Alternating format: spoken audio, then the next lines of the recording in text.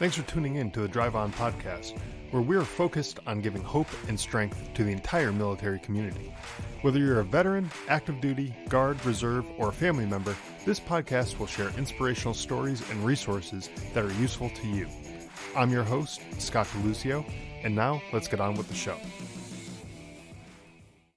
Hey everyone, welcome back to Drive On. I'm your host, Scott DeLucio, and today my guest is Dr. Gary Sprouse, also known as the Less Stress Doc. Dr. Gary is a leading expert on stress management, health, and wellness. He is the author of Highway to Your Happy Place, a roadmap to less stress, and he has been helping people find their happy place through his innovative techniques and insights. Today, we'll discuss ways to deal with stress, PTSD, and how to achieve a happier and healthier life. So, before we get started, first off, welcome to the show. I'm really glad to have you here. Scott, thank you so much for having me on here. I am super excited. Excellent, excellent. Um, let's start off, if you don't mind, sharing a bit about your background, a bit about yourself, how you became known as the Less Stress Yeah, Doc. yeah. Well, so I've been a primary care doctor for 38 years. So I worked in a rural area in Maryland. And so when I was as a doctor, I was faced with all these patients coming in with high blood pressure and diabetes and can't sleep. And I realized that stress was causing a significant problem in my patients' lives. And coupled with that, with some of my books that I'd been reading and some ideas that came together, and I came up with this concept, and it was critical. So as a doctor, I'm used to giving people medications and say, hey, this medicine is going to cure your problem, but it has the potential for some side effects, right? Right. So when I applied that to where we are as humans, I was like, wait, so I have the ability to envision the future. That's an incredible skill, but it has a side effect. And the side effect is then I have to worry about it. And you're like, wait, what? So what I realized was then most of human stresses are just side effects to our skills. And you're like, wow, that's an interesting concept. So then I go, well, okay, so let's look at it. So our skills of we can make choices. Well, then you have to regret, or I can look into the future. Then we have to worry, or I can know what good and bad is, and I have to feel guilty, or I have my self-esteem, and then I can have low self-esteem. So as I started putting all that together, I was like, this is going to help people. So I started using it with my patients in the office, and it really made a difference. So then I was like, we have to get to a bigger audience. So that's when I started writing the book. Well, and let's talk about the book. So there's for the video viewers here, we could see kind of the cover of it in the background of your Oh, right. Yeah. video. So Highway to Your Happy Place, right? There he is. Um, tell us about the main message of the book and kind of what people can expect from it, So and what. here's the interesting thing. So I would say to my patients, like, they would come in and say, Doc, I'm really stressed out. I'm like, really? I said, if you weren't stressed out, where would you be? And they were like, I don't know. I've never got that far. And I was like, oh, well, and in fact, I was halfway through reading the book when I was like, wait, I need to figure out where we're trying to get to. So I think of us as we're on the stressed out side of the river, and we need to get to the other side where there's no stress. But like, what's on the other side? Like, we got to figure this out. So Yeah, then I came up with this idea of a happy place, and it's been a fascinating process. So it started out as a castle or whatever, but now I've come up with this idea that everybody's happy place is a little different, right? hmm, But they're all made up of the same rooms. So like if you go to a house, it's going to have a dining room and a bedroom and a kitchen. How you decorate it might be different. Like you might have different paints, you might have different furniture, but the rooms are going to be there, right? And so sure, what I realized was that our happy place is made up of these rooms, and everybody's room has the same room. Everybody's happy place has the same rooms. So real quick, the rooms are things like, hey, contentment. Like how contented are you? And that's contentment is that sort of balance between good things and bad things in your life. It's kind of like a baseline.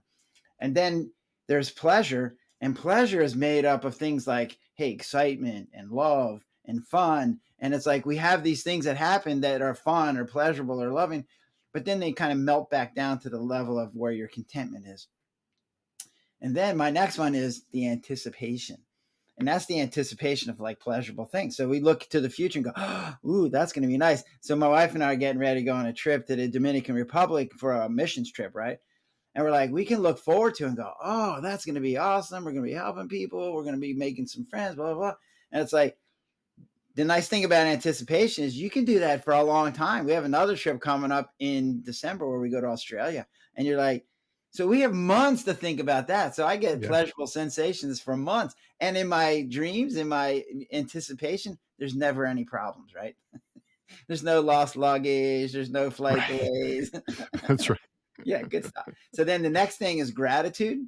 And I think that we can all be reminded to be have gratitude, right? So just a simple thing like I wake up in the morning and I'm still alive, yay, 10 points, right?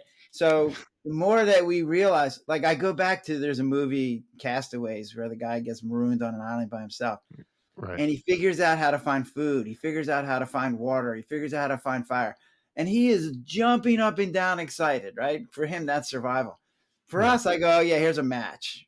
And you're like, no, that's really a big deal. Like, so literally I had patients do this, say write down all the things that you should be grateful for during the day, and they would call me back and they're like, my hand's tired, like because I have to write so much stuff down, because when you start paying attention, man, there's so much stuff we have to be grateful for. Right. Then Right. the next one is fulfillment. And this is a critical one because people can be dirt poor, stressed out, but they're fulfilled and so they feel good. Or they can be rich and famous and be not fulfilled and be miserable, right? So fulfillment's important. And it's based on things that we do as humans. So one is that we're very curious. So learning is part of being fulfilled. So like one of the things I always liked Mm. about being a doctor is you're literally learning every day.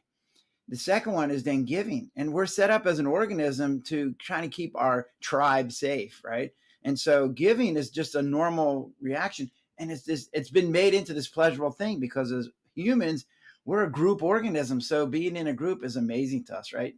So giving to the group makes us feel good. And the third thing is called purpose. Like you need a purpose in life. And Yeah. staying alive, unfortunately or fortunately, we're so good at that it's not a purpose anymore. It doesn't jazz us up. We're like, okay, I woke up today, whatever, right? So it's Right. like we need other things to make us jazzed up. So like I'm going on a missions trip, or now I'm writing a book, and my goal is to make people less stressed, right? So that's my purpose in life. There's a something I learned the other day. It was called ikigai. Have you ever heard of this? I don't know if you've ever No. been to Japan. Yeah. So apparently it's a Japanese thing, and so they ikigai is your purpose. But what they do is um, it's four circles. And it's like, what am I good at? What do I like to do?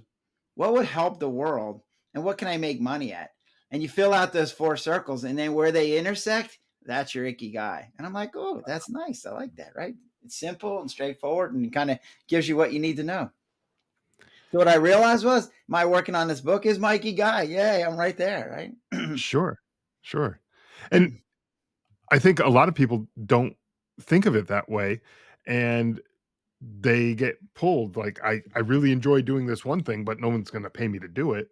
You know, I really like to maybe I really like to go golfing, but I'm not good enough to go on the PGA Tour, so Yeah, no one's gonna pay me to do it. I'm not getting sponsored by Nike and, all these other things like the great golfers would, but but I like to do it. So I'm drawn to wanna go do that. And then I might like, uh, something else that some or there might be something else that I can do professionally, but maybe it doesn't, kind of fill that void, if you that's will. exactly right. Something else. Like if you keep writing down all these things, filling out those Circles. circles, those different sections, um, and then figure out, okay, there's gonna be some commonality between those 4, with maybe at least one of those things, and Yeah. that's your thing, right? Yeah. So my wife and I are just gone through this process because we just retired, right? So when I retired, she was doing my billing, so she had to retire too, right? Because there wasn't any Mhm. billing to do. So we're both gone through this idea. So fortunately for us, our finances are in a way where we didn't even have to worry about that last cycle. We didn't have to worry about it could make us money. It's Yeah. more like what is it that we're good at? What do we like to do? And what will help the world? So for me, it was actually really easy. Like I was already having written the book when I retired. So like that just became where I want to be. So I'm like, yay. My wife has struggled more because she's like, well, so we went through this and we said, well, what do you like to do? Well, she loves to cook, right? She's an awesome cook. Yeah, I'm an awesome eater, so we're good to go, right? Um, so she said, well, I like to cook. And she goes, well, that would help the world, like, right? And I don't worry about the money part, and I'm really good at it. So we're like, well, then let's figure out what we can do with your cooking skills. She goes, well, I don't want to open a restaurant. That's too much of a pain. I'm like, well, okay, but you like doing mission work. How about we do something where you go to a food kitchen or something like that? And she's Yeah. like, oh, so that's what she's doing now, right? So she went down to one of the local charities that has a food kitchen, and she's going to be working with them.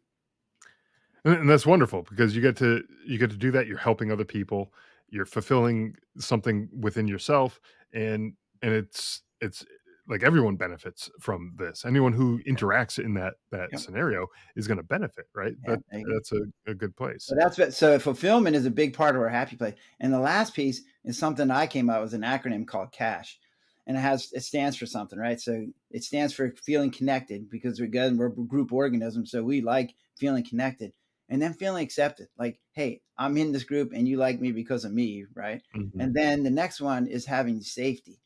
And I've been realizing over the last year that safety is really what drives a lot of what we do, like feeling safe. And the last one is then having hope. And hope is looking in. So even if my life's pretty crappy right now, I have the hope that it's going to get better. So what I Sure. realized is that we all need cash. Like everybody, every human needs cash. We all want cash, right? But I've been working with this population of people with had addiction problems, and they need it even more because they've been ostracized and shunned and called dirty, and they're just a drug addict or whatever. And it's like, no, they need cash more than everybody. So Yeah. Yeah, exactly. And especially, feeling accepted and those types of things, like, if you're in a group of people and you don't feel accepted, well, then now you're talking safety. Like, what are they gonna do with me if I'm not even accepted in their group? And that could lead to some other well, issues too, right? my thinking has revolved to saying like I used to say that we all need to cooperate, right? That should be like our number one goal should be to cooperate.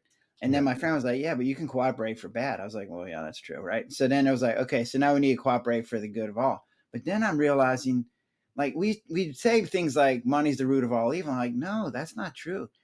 That not feeling safe is the root of all evil because it's like what does money buy you, right? Money buys you safety and buys you that, oh, I can make it, I'll have food tomorrow or I'll have a place to live tomorrow.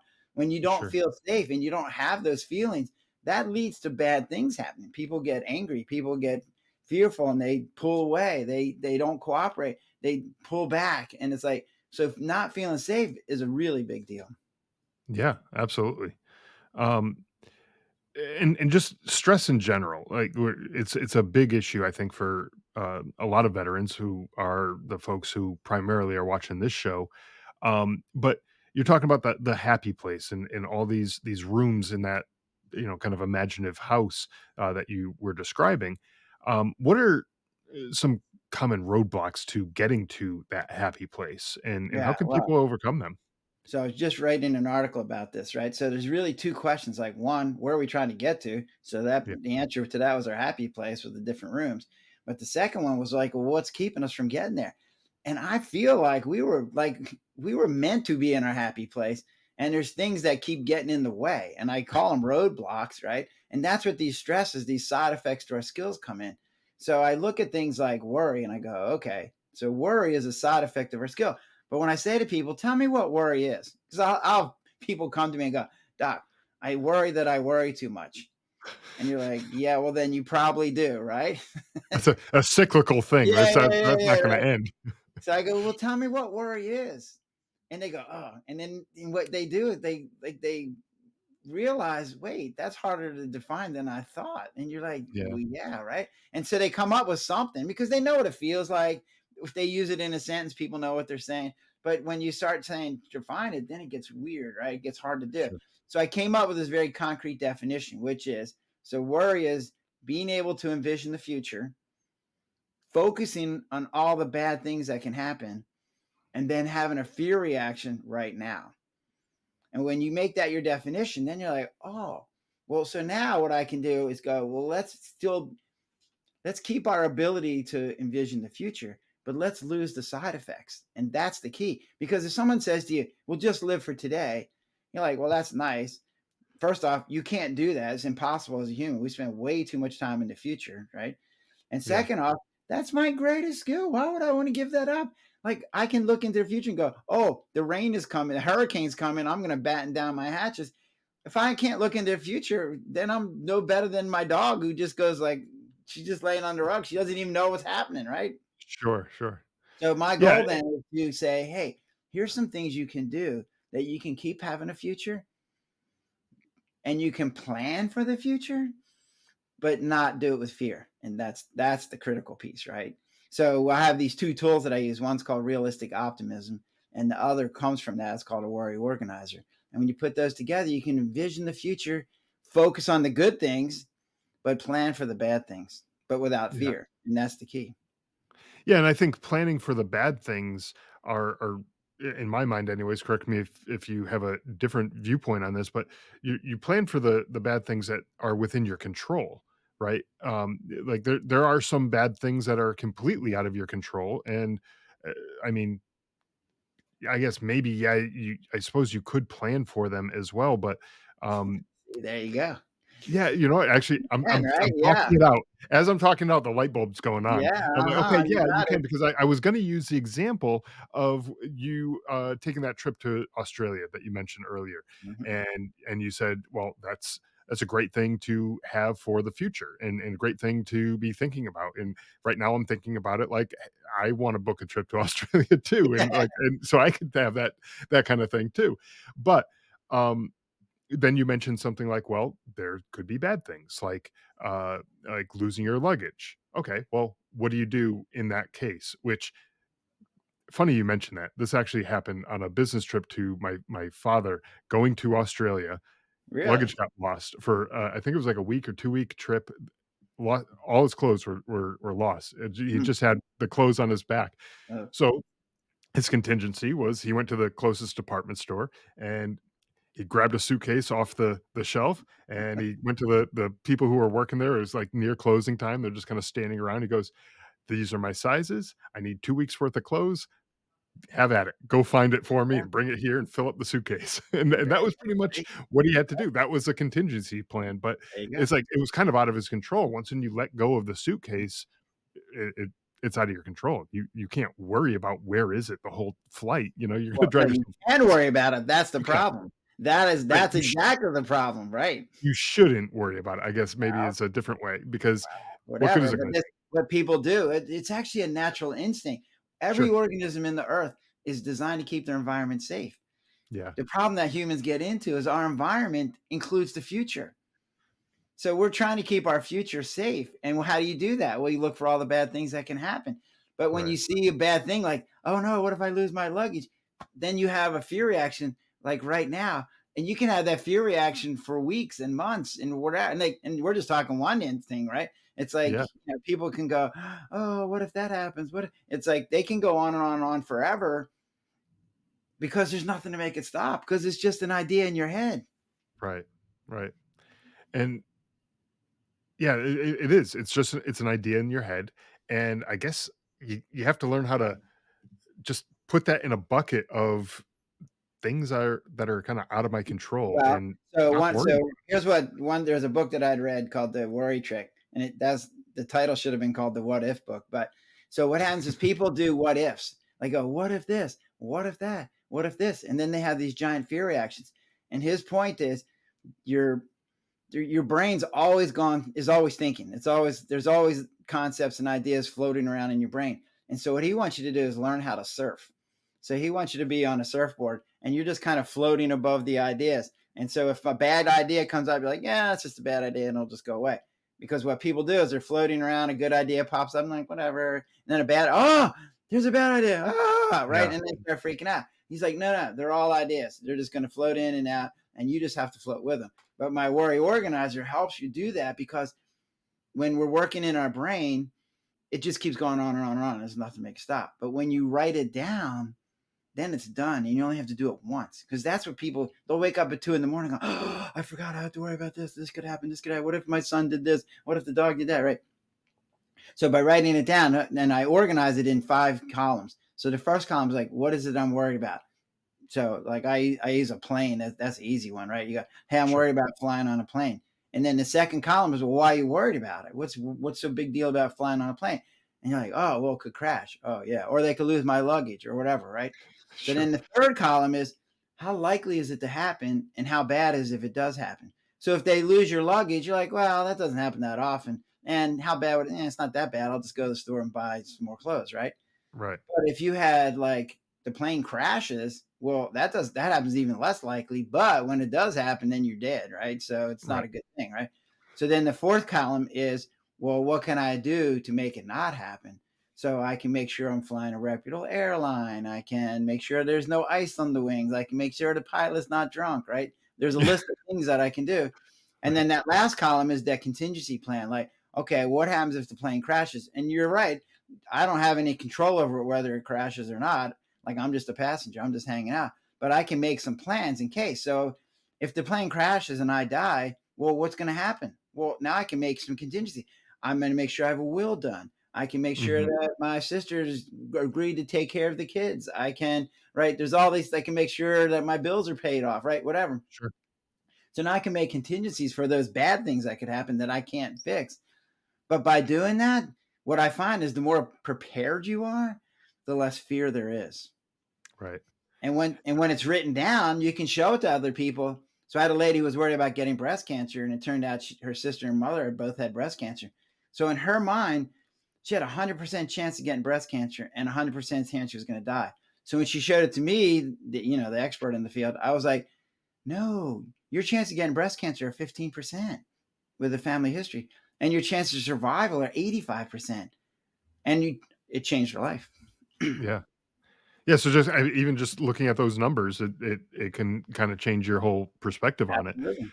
as opposed to just thinking you're a ticking time bomb, Yes. and, who knows when this thing's gonna go off and it's all over, but, when you put into perspective and you put those numbers next to it, it's like, "You know what? It's actually I got a pretty good chance of this not ever even happening," And and that's what even if happened. it Better does, life.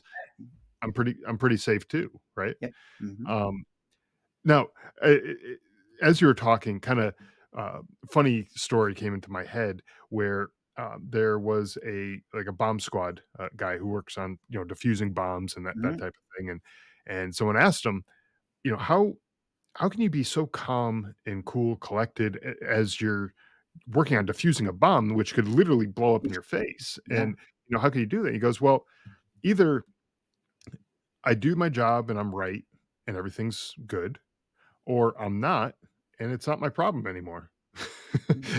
And that Yeah. was his No, that, attitude, and yeah. it's like, Kind of like there that, was right? no worry there, Yeah. you know? Right. But he was very prepared. That was the other key, right? Like Right, he right. knows he's not going to go there doing it with no preparation. So the more Sure. prepared you are, like if I go out and do a speech, the more prepared I am, the less worried I am about it because I know I've done my work. And so Yeah, I don't have as much fear because the chances of it failing have gone down significantly. And that's that middle column, right? So the chances of me failing go down a lot. So at some point you get to where, and I guess that guy's in that place where like, hey, if it blows up, it blows up. I'm done, right? I'm good. right. But I that's mean, where you and plan to go, well, okay, and then that's where we use our ability to envision the future. Like, so if I'm dead, what happens? Oh, well, my wife's by herself. So I better have a life insurance policy. Oh, my kids aren't going to have college. Well, I better have enough life insurance, right? Those kinds of things. yeah, So now you can start planning for them. And the key then is that, but you don't have to do it with fear because the fear is where people get into trouble. that's right. Yeah, and when you have all of those things laid out, the life insurance, maybe savings for college, and you have your bills are taken care of, your will is in order, all those things are in order.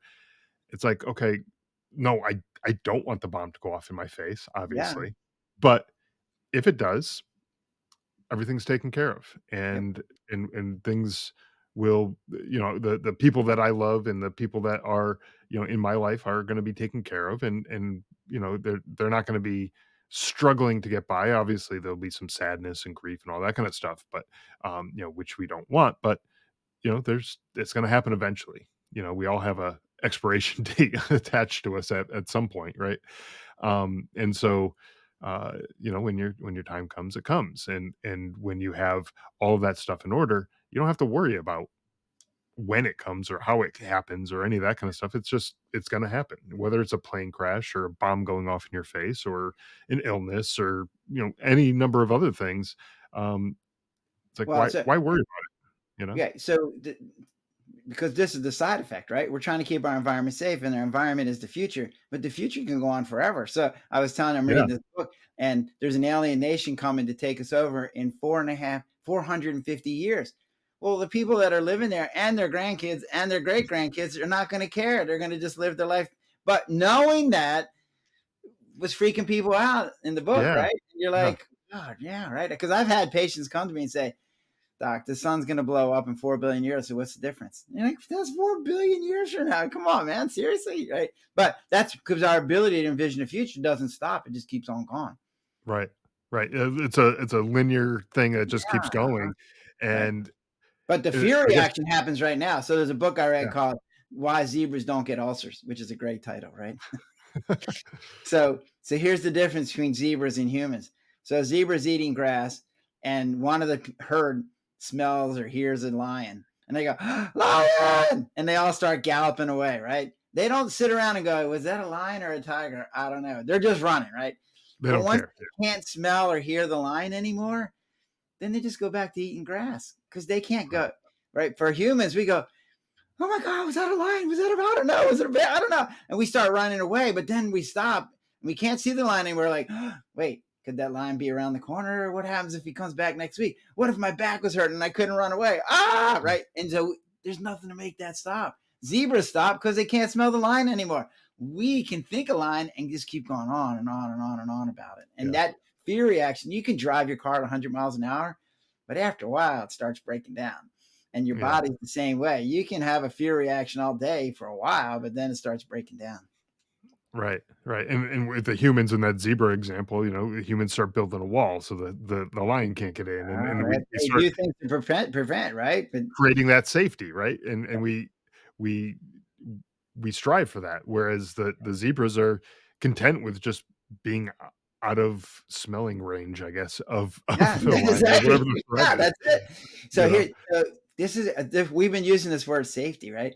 So my wife Yeah. said to me the other day, "So what is safe? What does that mean?" And I'm like, "Well, that's," and I now I'm in my own position, like where someone says, "What's where?" And I'm like, "I don't know. Let me think about this." Right. So if I said to you, "What is safe?" What would you say? I guess it depends on the situation, but, I think in my opinion, every situation is gonna be different, but minimizing risks and, because you're gonna be in sometimes an unsafe situation. Driving your car is gonna be Well, unsafe because you don't know what's going on the road with other drivers and everything, but as long as your car is in working order, you got your seatbelt on, the airbags are there, all that kinda stuff, well, that's safe, you so know? here's what I decided. So I decided that safety isn't a something; it's the absence of something. So Okay. feeling safe is when you don't feel fear and you don't feel anger and you Ah, don't feel pain and you're not suffering. When you don't have those things, what's left over is safe. And it's like, and just as you said, it's in different circumstances. So you might feel physically safe, but not financially safe, or vice yeah, versa, right? yeah, Or you might feel spiritually safe, but not, emotionally safe. So, like, there's different categories of where you would feel safe. And the third thing is you can never be 100% safe because it includes the future, and who knows what's going to happen in the future. that's So right. what I realize is to feel safe, you have to identify what arena you're talking about. You have to go, it's the absence of feeling that. And the third thing is you have to go, okay, can you feel safe at 99% certainty? Can you feel safe if it's 90%? How about 50%? So what you see is lots of people at 50%, they're like, yeah, I'm fine. I'm good. Let's do it. Right. Yeah, Other people, it's 98%. They're like, no, like a plane crashing. They're freaking out. Like, come on, it's only a 1%. It's not even a 1% chance. They're like, it's oh, less I than that, know. yeah, Right? So then my work then becomes, I want to get you to feel safe. I have to define it so that we know where we're trying to get to. And two is I go, okay, let's figure out a way that you can be comfortable with a 98 or a 95 or a 50. And then that way you can feel safe, even though somebody else might not. yeah, and yeah, it's unique to each individual, and uh, and each situation too. Some people may be more uh, feel more secure, more safe in uh, the financial area of their life where they might not feel so safe Yes, that's in exactly other it. Yeah, areas, exactly. social scenarios and all that kind of stuff. And might be vice versa for somebody else.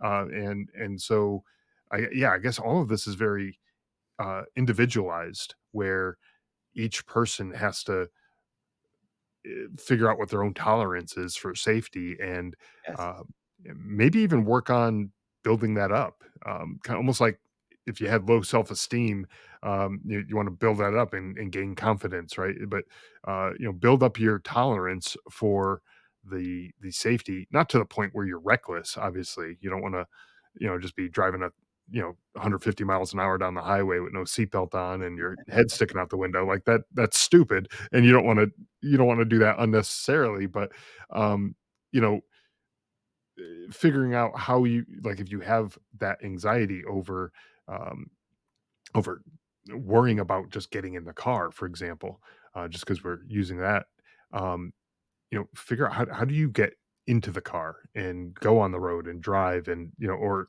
maybe there's certain other things in your life that are holding you back. How do you feel safe with those things? What right.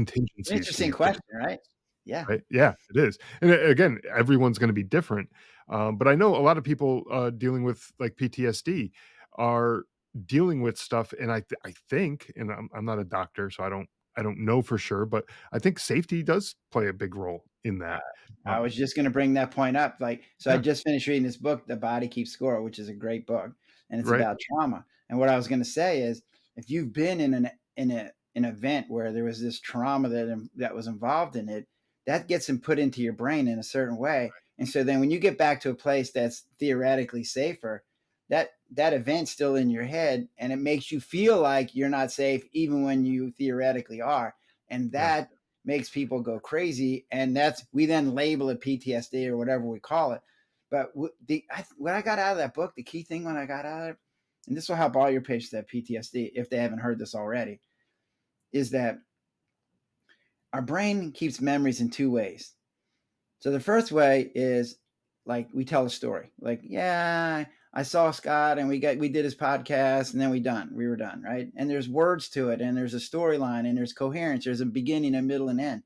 But when there's a traumatic event, it's a whole different memory because that front part of our brain, the frontal lobe, the thinking part of our brain, literally gets shut down. Mm, Now we're just operating on the lower parts of our brain, the thalamus, the limbic system, blah, blah, blah, right? But that part of our brain just has emotions and it doesn't have words. And so the memories now are stored as just these giant explosions of emotion and these like isolated images, these like there's a smell or there's a taste or there's some visual thing or you hear something, but there's no coherence to it and there's no words to it. So something triggers that memory and you got this explosion of emotion. You get these horrible images in your head, but there's no story. You're like, what is that? You don't even know what it is. And so that's what makes PTSD such a difficult thing because there's no words to it. And what yeah. people do then is they figure out a way that they can cordon off that memory so that it doesn't keep showing up. But to do that takes so much effort and it has its own side effects. Like, so now if you tamping down all your feelings so you don't feel that, that means you also can't feel the love of your wife or the love of your kids. So that's what makes it so difficult. Right. It does. And it's this overwhelming feeling that you get like whenever these triggers come up. uh yeah, you're absolutely right. You want to isolate those things and stay far away from whatever the smells, the sights, the tastes, the sounds, the any of those things that are uh, reminding you of whatever that event was. And we're not just talking combat here because I know a Yeah, lot of the no, folks who are yeah, listening. It absolutely. could be anything. It could be a car accident. It could be Yeah, no, exactly. yeah, Here's where it's the worst. This is what the guy said. Like, if someone's mugging you yeah, and they punch you in the face, which hurts, and they steal your wallet and they steal your watch, but you punch them in the face and you run away, that's bad, but that's not where trauma gets involved. When you are being held down by three guys and somebody's punching your face and they steal their wallet and your body's going, get away, run away. and you can't because you're Right. being held down.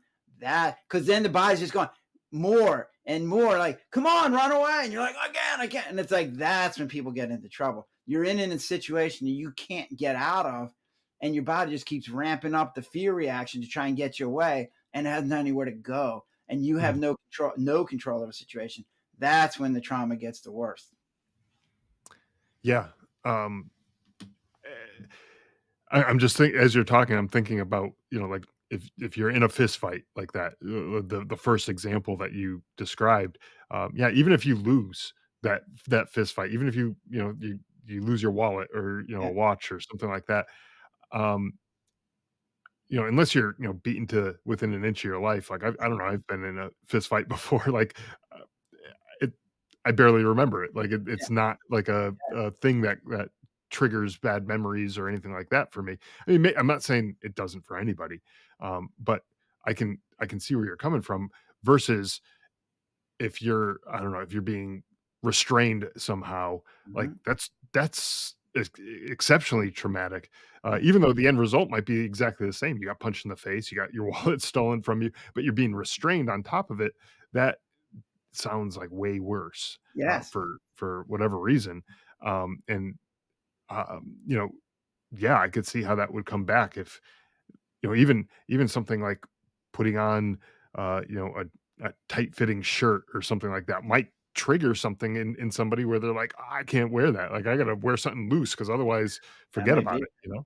Well, and it doesn't even have to be physically restrained. So, Yeah. like, if you can't get out of the situation, so what he talks about in his book is like, if you're a kid and you're coming home and your dad is the one that's beating you or molesting you, Right. but you have to go there because you don't have any other choice. Now you know I'm going to come home. Like, I had a patient once, and I was like, "What was your family life?" And she's like, "My parents are great." Then it turned out her sister literally was beating her up every day of her life. So every day she had to go to bed knowing that in the morning her sister was going to beat her up. And there Mm, wasn't, and she would say something to her parents and they were like, yeah, whatever. And so, like, how do you live your life like that? Like, you can't just, I assume people try to run away from home and then somebody brings them back and, like, now you're sure. stuck. And that's when all the stuff happens. So it can be physically or mentally, or like if you're in the military and you're in the scene where you can't get out of, like you're in a foxhole and you can't get out, like you're Sure. stuck, even though you're not physically being restrained. You're like, no, I'm not. This isn't good, right? So Yeah, absolutely. I mean, you're you have a job to do, and there's a mission that needs to be accomplished, and it's your job to go do it. yeah, And you can't just like, no, I'm opting out of this one. Like yeah, that's not not right an now. option. Yeah, exactly. Yeah. Like you're in it. Like go do it. Like So you one have of the to. things that I learned how to do was hypnosis with neuro linguistic programming, and I don't know if you're familiar with that or not, but when I was taking my classes, right, the instructor had brought people up from the audience that that we were all therapists and stuff. And so this one guy came up and he was a military vet and he had been in Vietnam and his position was being overrun by the enemy. So he called an airstrike on himself, right? Mhm. And the airstrike came, the bomb went off, all his buddies were killed, and he was not. Ugh. Yeah, and you get it, right? So he Yeah, comes back to the United States and he wants to go to the Vietnam Memorial because he wants to pay homage to the guys that were with him. He didn't feel guilty. He didn't feel like he did something wrong, but he was like just overwhelmed with the trauma of it. But he couldn't because he kept having panic attacks. Every time he'd even think about going there, it would just freak him out and it would take him back to that scene, right? So we did neuro linguistic program. The instructor did it. And he would say, "So tell me what happened to Vietnam." And you would see this guy's body would just tense up and you would freak out. Like, let's go down to Vietnam. It was just like, no, that's not happening, right? A half an hour of neuro linguistic programming. And the instructor's like, "So we're in DC. How about we go down to Vietnam Memorial?" He's like, "Yeah, let's go." And you're like, huh, "Wait, what?"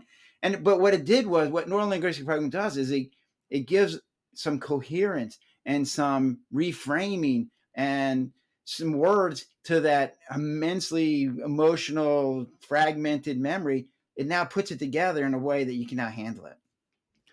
interesting. Um, that has got to be super powerful.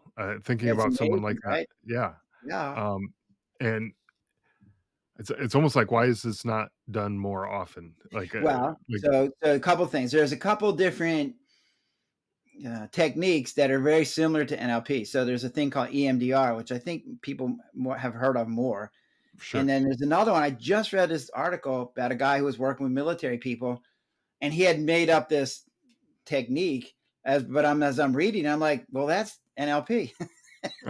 So people have come up with similar ideas, just called different things. But yeah, no, that's been my question is like, why isn't this being done more? Just in the same thing with that guy, the guy who wrote that book on the body keeps score. There's 100 pages of that book on how to help people with this, and NLP and EMDR are one of the things that are in there. So there's a whole bunch of techniques now that are very effective. It's just a matter of using them, right? So, When we talk about stress, and we've talked a lot about like the mental and the emotional side of things as well, but there's got to be a physical component too. If you're always stressed out, worried about things, how does that affect your physical health? well, so when people get stressed out, there's two hormones that get released. One's cortisol, one's adrenaline. And so they have very specific things. So when people think about being stressed out, most of the time it's fear, and then that's what's going on. And so those two chemicals cause all kinds of problems in your body when they're too high and for too long. So our stress reaction was designed to be like a zebra, like run away or hide or get eaten, whatever, right? And it's like, and then it goes away. So it might go on for 10 minutes or 20 minutes or 30 minutes. But humans, because we have future, we can have it go on for months and years. Yeah. And so when you do that same reaction for that long, it takes its toll. So people are more likely to have heart attacks. People are more likely to get infections. People are way more likely to get asthma, way more likely to have bad headaches. I mean, there's all kinds of physiological. And that book that, Why Zebras Don't Get Ulcers, it's a 300-page book that has 250 pages on what happens to you if you have too much stress, right? So it's a lot. It, it's too much. I mean, the bottom line is try to have less because it's better for your body. The less stress you have, the long it turns. It is fascinating. I just read the study. It was like you actually live 10 years longer the less stress you have, and you're like, wait, what? Yeah. So it's definitely a good idea not to run your car at 100 miles an hour or not to be stressed out. Right. Yeah, and I know it's easier said than done sometimes with certain people and the things that they're stressed about and how they handle it. But that's kind of like what you're outlining in your book, right? The highway to your happy place is kind of the the roadmap, if you will, to That's exactly what figure it out is. how to reduce the stress in your life and Yeah. Well, reduce one the of the things that chances I of all say, those physical things, right? yeah, well, people say to me, well, I don't have any control over this. And you're like, okay, well, okay, control is a percentage thing. Like nobody has 100% control and nobody has 0%. We all have somewhere in the middle. So you can't always keep things from happening to you, but you can control how you react to it. But Yeah. if you're going to react to it, you have to know what it is that you're reacting to. So if I just say worry and you don't know what that is, well, how are you going to fix that? So what my book, Highway to Your Happy Place, says is here's what worry is. So here's how to react to it. Here's what guilt is. So here's how to react to it. Here's what feeling overwhelmed is. And here's how to react to it. And now you can come up with efficient and effective tools that you can then do something about it so that it gives you this sense of control back in your life. Because now, even though I can't stop this from happening, I can change how I react to it. And now I don't get that huge stress reaction that I was getting before. Yeah, and it could be as simple as like what we were talking about before, having some sort of contingencies in place so that if something happens, you're covered. You have a you have a spare tire in your car, right? So if you have a tire that blows out, well, you can change a tire and you're not stranded on the side of the road with three tires left on your car, right? There's contingencies. No, you can't control whether or not you drive over a nail and your tire blows out Yes. or whatever. You know, you can't control that. Um, but you can control how, like you said, how you react to it, and having that spare tire that's in good working condition, that's something you can control. So focus on that and do that. And then There you go. if something bad happens, like a tire gets blown out, well, okay, fix it and move on from there, you know? Well, we do have to And be careful. I will say this to you, right? So this is my one line where it's sort of gender specific, right? In okay. general, not specific. In general, women tend to worry more than men. And here's what I think why. This is my theory, right? So men were designed to go hunt. So if you're out hunting a woolly mammoth, you don't want to think about all the things that could go wrong because then you would never go out and hunt a woolly mammoth, Sure. right? Sure. So we were designed to minimize. So we go, oh, it's not going to happen. I can take the woolly mammoth by myself. Right. Right. Okay. Women were designed to raise kids. And when you're raising kids, your job is to figure out what they could get into and make it not be there so they don't get into trouble, right? So when you handle problems, and this I see this in, and it's not always men. I mean, it can be the opposite, right? There's plenty of women that minimize and plenty of men that worry. But those Sure. two people tend to get matched up. So the minimizers, the one spouse is going, I'm worried this is going to happen. And the other spouse is like, no, it's going to be okay. And they Right. go, oh, that's so nice. That makes me feel good. That makes me feel safe. Right. But Sure. over time, the minimizer's wrong once in a while.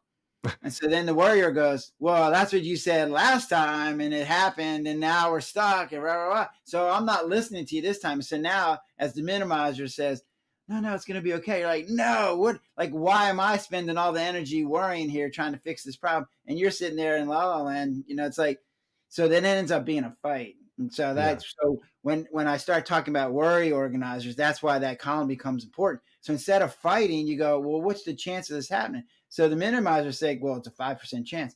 And the warrior might say, well, it's an 80% chance. Well, but now you're arguing numbers, not you're a lazy jerk and you're a Mm, worry warrior, right? So now you're right. talking numbers, which is way less emotional. Yeah, that's right, and it does seem like those opposites do end up attracting each Oh, other, yeah, they do. where they I'm I'm just thinking of some of the people I know, and, never mind. I won't go in I'm not gonna go down that rabbit hole, Yeah, so, yeah, yeah. um, um, so for the listeners who are they're worried about how they're going to reduce the stress in their Yeah. life.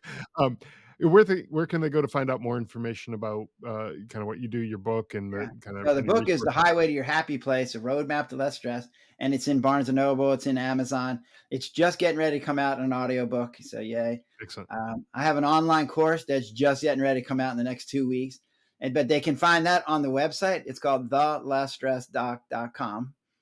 And then if Okay. they want, they can just email me at lessstressdoc@gmail.com.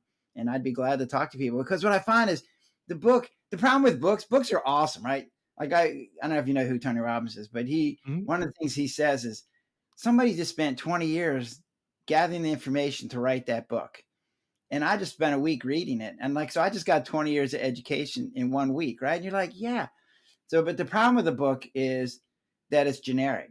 Like I Mhm. can't write it for you, Scott. Like it has to be like, here's worry, here's guilt. Like it can't be for you. And so Right. talking to me or going on my website, now it can be you, right? So that's where it gets personal. So Yeah, that is, and so I'll definitely have a link to the website, the book, obviously, in the show notes for everyone, but I highly encourage you, first off, get a copy of the book, to at least get a baseline understanding of kind of where we're coming from here. But if you need that kind of more personalized approach, and there's the course that you're talking about, but also just reach out, yeah. and hopefully there'll be some perspective that maybe you're missing, and that might help lead you in that right direction to kind of help reduce how much Oh, it's worry. fascinating. Like I learned stuff too. So like I was talking to Yeah. somebody the other day and I said, well, women say they like I would say they would go, I felt guilty that I didn't spend enough time with my kids. And I was like, well, that's not really guilt, that's regret. You made a choice. And then the lady was like, well, no, actually, there's an unwritten rule in our society that women are supposed to be raising their kids. So when Mhm. I'm not raising my kids, I do feel guilty. I am breaking that unwritten rule. And you're like, ooh, yeah. So I learned stuff too, right? So that's where the personal stuff comes in. Yeah. Yeah, and like you said, earlier, is that you're learning stuff every day in the job that you do, but, talking to someone like that and getting their perspective, that's learning Mhm. something about how somebody else is thinking, Yep. that maybe you might not have had that perspective had you not Mhm. talked to that person. So interesting. It's really, cool stuff that you're doing, and I encourage everybody to check it out. Again, check out the links in the show notes, for all of that stuff, and you can get in touch, through those links there.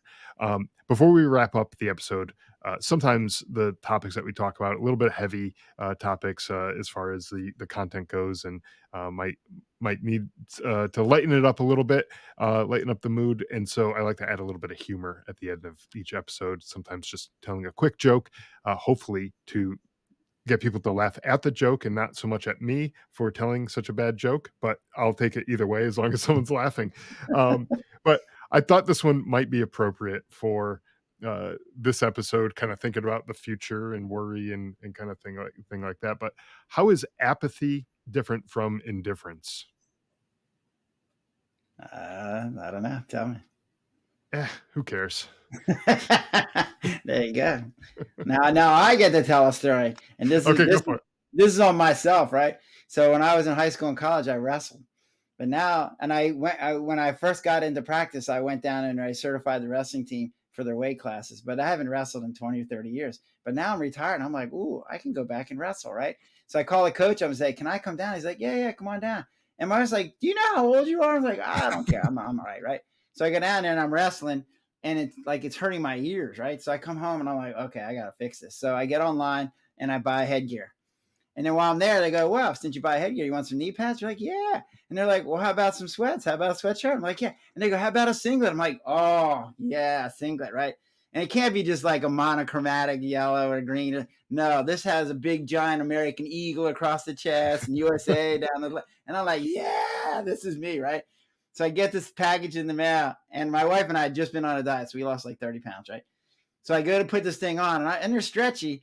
So I'm putting it on. I'm like, yeah, and I'm like getting up to my knees, and I'm like, this is hard, right? And I'm like I'm getting really frustrated. I'm like, wait, just lost weight. And I'm like, this isn't getting on, right? So I take it off, and I look. It's a junior size. Oh It's my for little gosh. kids. And I'm like, now I'm going, oh, check me out. I got it up to my waist. Yeah, right. So then I Yeah. looked around like, yeah, nobody had a camera, so we couldn't take a picture of this. Well, if it was only up to your knees, we wouldn't want Yeah, the exactly. photographic Yeah, evidence of that anyway. Oh man, that's good. Um, anyways, thank you again for coming on and sharing your insights on kind of reducing stress, finding that happy place, and getting kind of getting out of our own head sometimes, and kind of realizing just with perspective, the way you outline things here, just how significant some of the things are that we sometimes worry about, and allowing ourselves to kind of move on from that, and uh, you know just figure out how to not be stressed all the time. And yeah. so No, it's that's really that's great. one thing Thank I you. say to people. Like, please, please, please do not resign yourself to just being stressed out. Like, don't sit there, and we call it learned helplessness. Don't think Yeah, like there's no way out. No, there's a way out. There's a light at the end of the tunnel. Find it. Like, my book's one of the answers. There's lots of other answers out there, but do something. You don't have to live a stressed out life.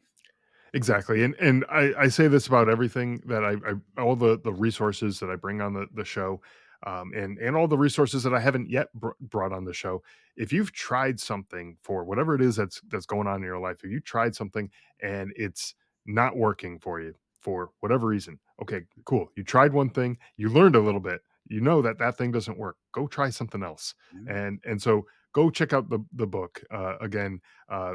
The book is The Highway to Your Happy Place, a roadmap to less stress. There you go. um, Check out that book, and and see if that help is helpful for you. That might be the answer to the issues that you might be going through, and you might need some little more personalized type stuff. So reach out. Again, links will be in the show notes. So Gary, thank you again for being on the show. I really appreciate it.